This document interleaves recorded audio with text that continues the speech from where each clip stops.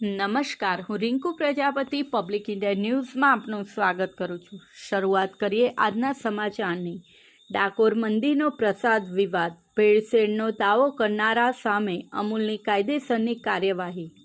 તિરુપતિ બાલાજી મંદિરના પ્રસાદના વિવાદ બાદ રાજ્યના ડાકોર મંદિરમાં પ્રસાદ તરીકે ઉપયોગમાં લેવાતા લાડુ પર પણ ગંભીર સવાલ ઉઠ્યા હતા, જેમાં સેવક આશિષ નામના ફેસબુક પેજ પરથી દાવો કરાયો હતો કે ડાકોરમાં જામ ખંભાળિયાના ઘીને બદલીને પ્રસાદમાં અમૂલનું ઘી વાપરવાથી પ્રસાદના લાડુ જલ્દી બગડી જાય છે। આ મામલે મંદિરના અધ્યક્ષ બાદ હવે અમૂલની પણ પ્રતિક્રિયા સામે આવી છે।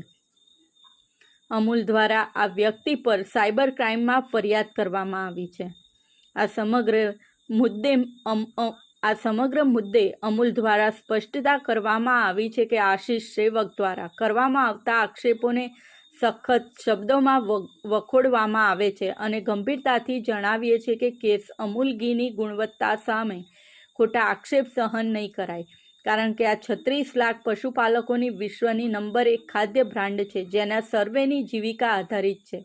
અમૂલ ઘી ફક્ત ગાય ને ભેંસના દૂધમાંથી જ બનાવવામાં આવે છે। દૂધની ખરીદી કર્યા બાદ ગેસ ક્રોમેટોગ્રાફીમાં ચકાસણી કરાયા બાદ આ દૂધમાંથી ક્રીમ કાઢીને આધુનિક પ્લાન્ટમાં તેનું ઘી તૈયાર કરવામાં આવે છે, જે ભારતના FSSAIના ધોરણો પ્રમાણે છે। ગ્રાહકોની સલામતી અમારી પ્રાથમિકતા છે અને અમૂલ ઘી ભારત ઉપરાંત વિદેશોમાં પણ ખૂબ માંગ ધરાવે છે। અમૂલે આશિષ સેવક દ્વારા કરેલા આક્ષેપોને પાયાવિહોણા તેમજ સ્વાર્થરૂપી અને અમૂલ બ્રાન્ડને બદનામ કરવા માટેના જણાવ્યા। આ સાથે જ અમૂલના ચેરમેન ડૉક્ટર અમિત વ્યાસે આશિષ સેવક સામે કડક કાયદાકીય કાર્યવાહી કરવાની પણ વાત કહી હતી। થોડા દિવસ પહેલા આશિષ સેવક નામના ફેસબુક પેજ પરથી દાવો કરવામાં આવ્યો હતો કે પહેલાં ડાકોર મંદિરમાં જામ ખંભાળિયાનું ઘી આવતું હતું, ત્યારે મહિના સુધી લાડુને કંઈ જ થતું ન હતું। અત્યારના ઘીથી લાડુમાં 4-5 દિવસમાં જ વાસ આવવા માંડે છે અને લાડુ વળતા પણ નથી।